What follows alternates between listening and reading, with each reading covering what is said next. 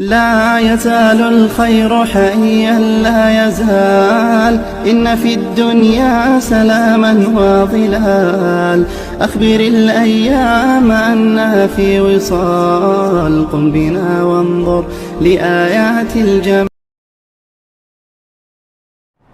حاضرین خطبہ جمعہ،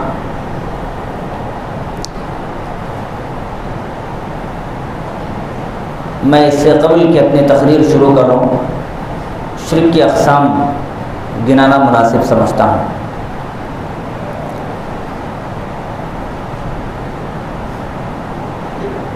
شرک کے 3 قسمیں ہیں، توحید کے بھی 3 قسمیں ہیں۔ توحید ایک اللہ رب العالمین کی عبادت کرنے کا نام ہے، اس کی 3 قسمیں ہیں: توحید ربوبیت، توحید الوہیت، توحید اسماء و صفات۔ توحید ربوبیت کا مطلب یہ ہے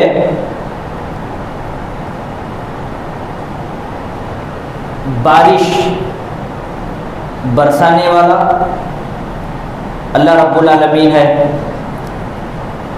بارش برسا کر اناج اگانے والا اللہ رب العالمین ہے، یعنی مخلوقات کو پیدا کر کے ان کے رزق کا اہتمام کرنا، کائنات کا نظام چلانا، یہ اللہ رب العالمین کے ہاتھ میں ہے۔ مخلوقات کو پیدا کر کے مخلوقات کے مطابق ان کو رزق مہیا کرنا، رزق فراہم کرنے کا نام رب ہے، اور یہ ذات اللہ رب العالمین کی ہے۔ توحید الوہیت یعنی اللہ رب العالمین کو عبادت میں ایک ماننا، ایک جاننا، اور خالص عبادت اللہ رب العالمین کے لیے انجام دینا۔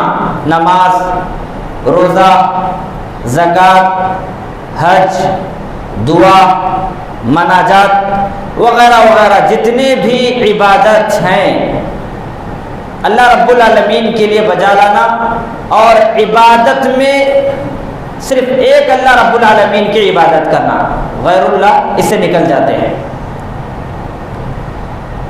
ایک تیسری قسم ہے توحید اسماء و صفات، یعنی قرآن مجید میں اور احادیث میں رب العالمین کے جو اسماء و صفات آئے ہیں، اللہ رب العالمین کے جو نام آئے ہیں، ان کو اسی طرح ماننا، اس میں تحریف سے کام نہیں لینا، تشبیہ سے کام نہیں لینا، تعویل سے کام نہیں لینا۔ رب کا جو نام، اللہ کا جو نام قرآن میں آیا ہے، حدیث میں جو آیا ہے، ہم اس کو اسی طرح مانیں گے جیسا کہ جناب محمد رسول اللہ صلی اللہ علیہ وسلم نے بتایا ہے۔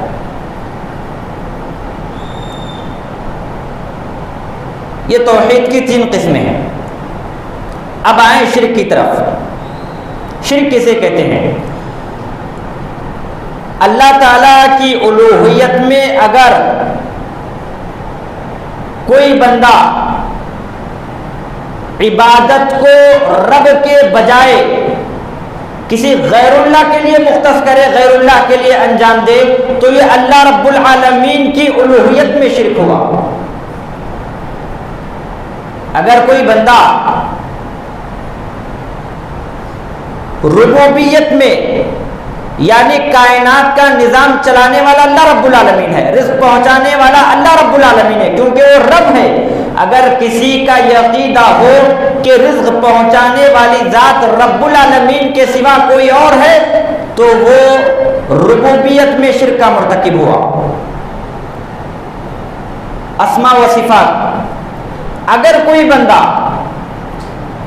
اللہ رب العالمین کے جو اسماء و صفات قرآن میں احادیث مبارکہ میں بیان ہوئے ہیں، وارد ہوئے ہیں، ان اسماء و صفات کی تعویل کرتا ہے، تشبیہ کرتا ہے اور اس کی تکییف بیان کرتا ہے، تو گویا ایسا شخص رب العالمین کے اسماء و صفات میں شرک کا مرتکب ہوا.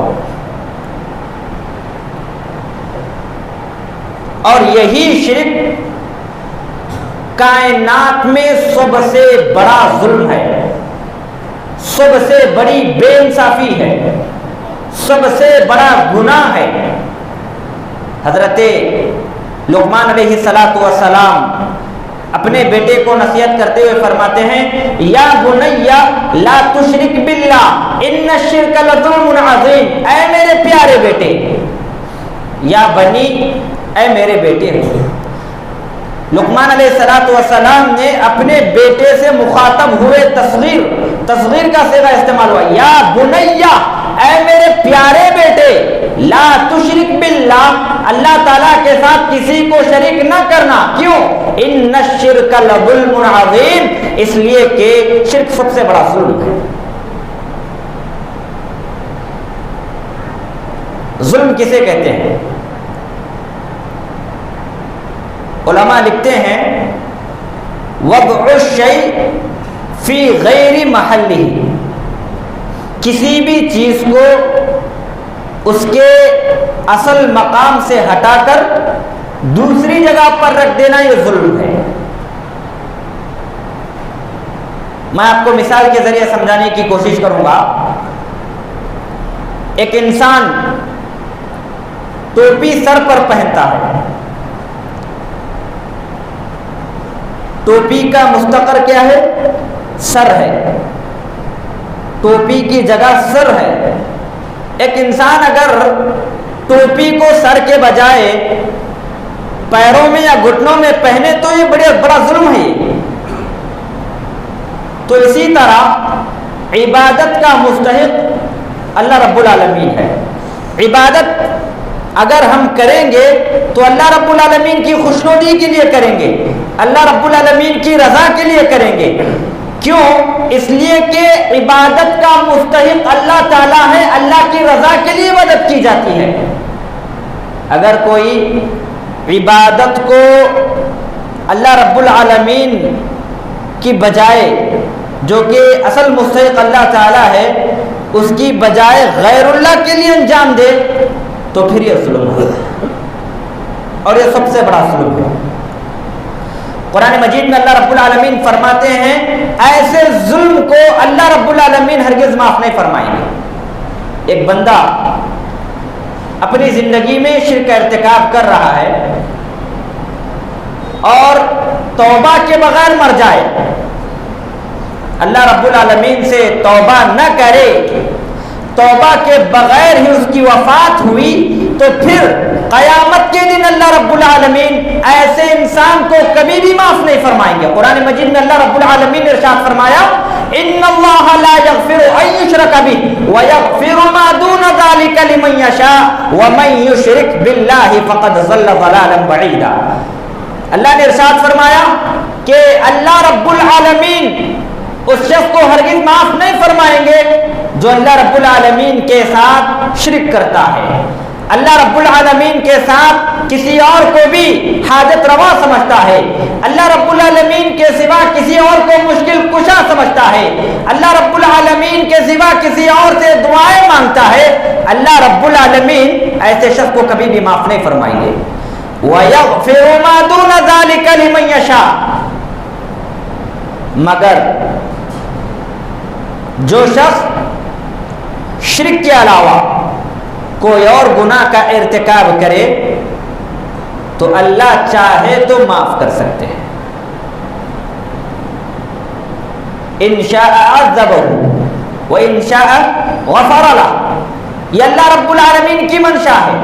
اگر ایک بندہ شرک کے بغیر بہت سارے گناہوں کا ارتکاب کر کے وفات پا گیا ہو تو کل قیامت کے دن اس کی سزا کا معاملہ اللہ رب العالمین کی منشا منشا کے مطابق ہوگا. اگر اللہ رب العالمین چاہیں معاف کر دیں گے, اور اگر اللہ چاہیں تو اس کو عذاب میں مبتلا کر دیں گے. ان شاء عذبہ و ان شاء غفر لہ, اگر چاہے تو معاف کر دیں گے, چاہے تو پھر اس کو سزا دے کر پھر جنت میں ڈال دیں گے. وَمَن يُشْرِكْ بِاللَّهِ فَقَدْ ضَلَّ ضَلَالًا بَعِيدًا, جو شخص اللہ رب العالمین کے ساتھ شرک کا ارتکاب کرتا ہے, فقد ضل ضلالا بعیدا, وہ گمراہ ہو گیا اور دور گمراہی میں جا گرا. کیا مطلب؟ ایک انسان جب شرک کا ارتکاب کرتا ہے, فقد ضل, وہ گمراہ ہو جاتا ہے, ضلالا بعیدا, اور دور گمراہی میں جا گرتا ہے. اس آیت کریمہ میں, اس آیت کریمہ کے آخری ٹکڑے میں اللہ رب العالمین نے دو ضلال کا استعمال کیا. فقط ضل, ایک انسان شرک کرتا ہے تو وہ گمراہ ہو جاتا ہے, فقط ضل ضلالا بعیدا, اور دور گمراہی میں جا گرتا ہے. میں مثال کے ذریعے سمجھانے کی کوشش کروں گا. ایک انسان کو جانا ہے حیدرآباد, آنا ہے, مگر وہ کلکتہ کی ٹرین میں بیٹھ گیا, تو ظاہری سی بات ہے جیسے ہی وہ اپنے مقام والی ٹرین پر بیٹھنے کی بجائے غیر مقام کی ٹرین پر بیٹھ گیا, یعنی دوسری جگہ جانے کی ٹرین پہ بیٹھ گیا, تو ظاہری سی بات ہے وہ اپنے راستے سے گمراہ ہو گیا, راستہ گم ہو گیا. اور جیسے جیسے وہ حیدرآباد کے قریب آتا رہے گا, اس کے مقام سے, اس کی جگہ سے اتنا ہی دور گمراہ ہوگا, یعنی دور گمراہی میں جا رہا ہے. حیدرآباد نزدیک آ رہا ہے, جیسے جیسے وہ حیدرآباد کے نزدیک آ رہا ہے ویسے ویسے وہ اپنے جگہ سے دور ہو رہا ہے, بہت دور ہو رہا ہے. اسی طرح ایک انسان جب اللہ رب العالمین کے ساتھ شرک کا ارتکاب کرتا ہے, فقط ضل, گمراہ ہو جاتا ہے, جنت کے راستے سے ہٹ جاتا ہے, سیدھے راستے سے ہٹ جاتا ہے. فقط ضل ضلالا بعیدا, جیسے جیسے وہ شرک میں ملوث ہوگا, شرک کے دلدل میں پھنستا رہے گا, شرکیہ اعمال کرتا رہے گا, ضلالا بعیدا, دور گمراہی میں جا گرے گا, یعنی جنت سے ہٹ جائے گا, جہنم کے راستے پر چلا جائے گا. جیسے جیسے گناہ کے کام کرے گا, شرک کے کام کرے گا, اس طرح وہ جہنم سے قریب ہوگا اور اپنے اصل مقام جنت سے دور ہوگا. یہی ہے ضل ضلالا بعیدا, گمراہ ہوگا اور دور گمراہی میں جا گرے گا. محترم حضرات, آج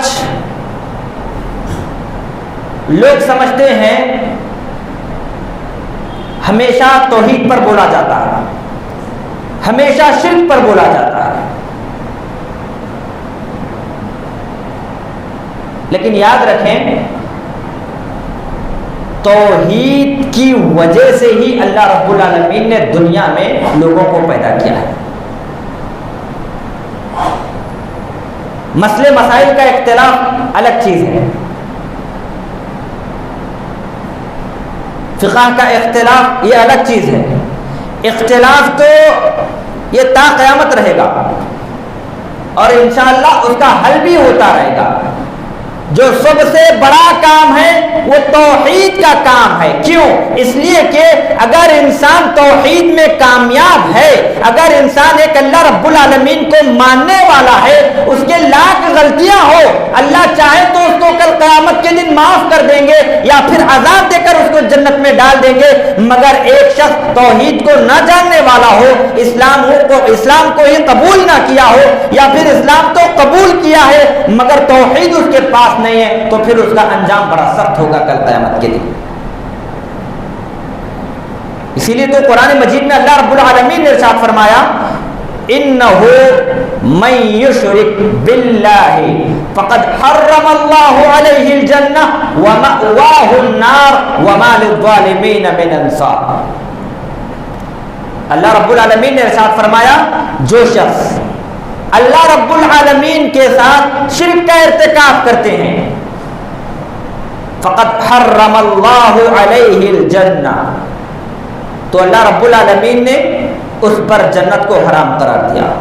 سب سے بڑا نقصان ہے ایک مشرک کا، یہ سب سے بڑا نقصان ہے جب وہ بغیر توبہ کے وفات پا جاتا ہے، تو پھر اس کے لیے سب سے بڑا نقصان یہ ہے وہ ہمیشہ ہمیشہ کے لیے کہاں رہے گا؟ جہنم میں رہے گا، اور جنت اس کے لیے ہمیشہ ہمیشہ کے لیے حرام قرار دی گئی۔ فقد حرم اللہ علیہ الجنہ، اللہ رب العالمین نے مشرکین پر جنت کو حرام قرار دیا ہے۔ ومأواہ النار، اور ایسے لوگوں کا ٹھکانہ جہنم ہے، آگ ہے، نار ہے۔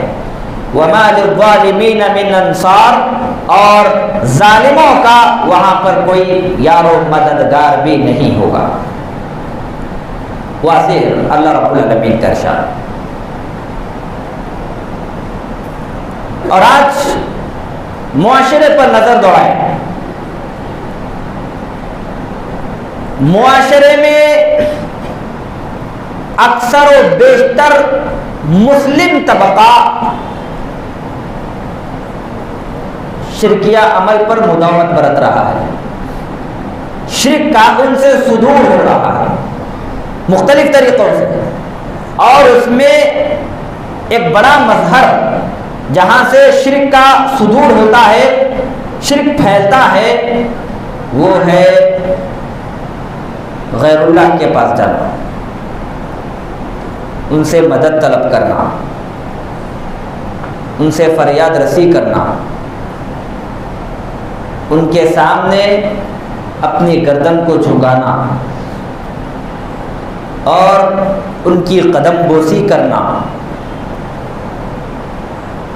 اور یہ سمجھنا کہ یہ لوگ دعا قبول کر لیتے ہیں اور ہماری دعا رب العالمین کے سامنے پیش کرتے ہیں، یہ سب گمراہ کن عقائد ہے۔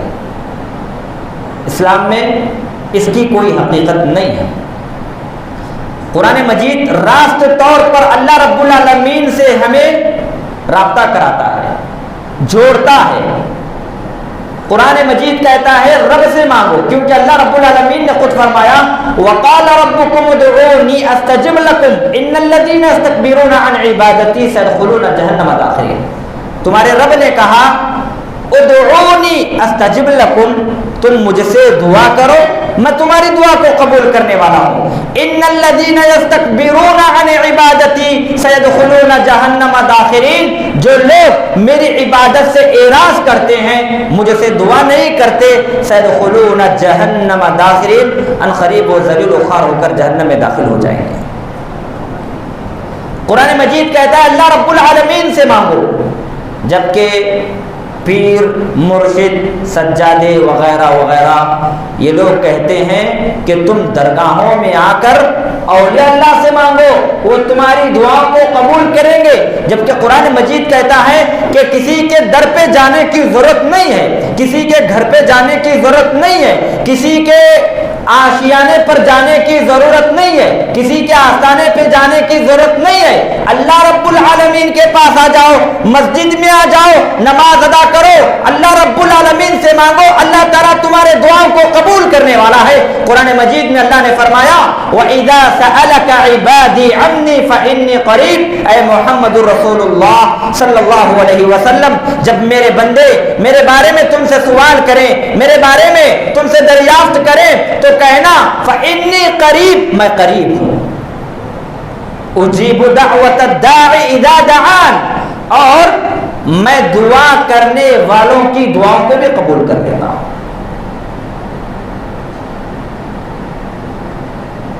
جناب محمد رسول اللہ صلی اللہ علیہ وسلم کو اللہ نے فرمایا وَلَا تَدْعُوا مِن دُونِ اللَّهِ مَا لَا يَنفَعُكَ وَلَا يَضُرُّكَ، پارہ نمبر 11واں پارہ ہے۔ قرآن مجید میں اللہ نے اس آیت کریمہ میں فرمایا اے محمد رسول اللہ صلی اللہ علیہ وسلم، جو چیز تمہیں نہ نفع پہنچا سکتی نہ نقصان پہنچا سکتی ہے، تم وہاں پر مت پکارو، وہاں مت گڑ گڑاؤ، وہاں اپنے دامن کو نہ پھیلاؤ۔ فَإِن فَعَلْتَ فَإِنَّكَ إِذًا مِّنَ الظَّالِمِينَ، اگر ایسا آپ کریں گے تو پھر آپ ظالموں میں سے ہو جاؤ گے۔ पूरा कुरान मजीद उठाएं। कुरान मजीद का सबसे पहला पैगाम तौहीद का पैगाम है।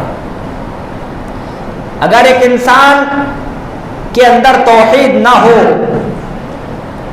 एक इंसान शिर्क के दलदल में फंस चुका हो और उसकी जिंदगी में तौहीद ना हो, तो फिर याद रखें क़यामत से पहले उसे कब्र में ही परेशान किया जाएगा।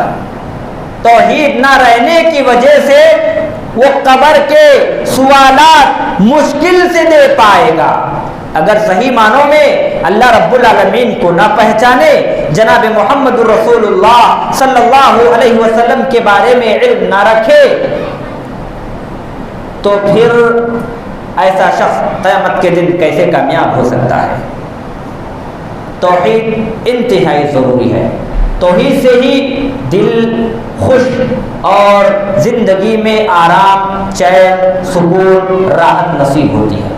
और अगर एक इंसान के दिल में तौहीद ना हो, एक इंसान की ज़िंदगी में तौहीद ना हो, तो फिर एक इंसान परेशान हो जाता है, लाचार हो जाता है, लाग़र हो जाता है। तौहीद न रहने की वजह से वो कल क़यामत के दिन भी परेशान हो जाता है।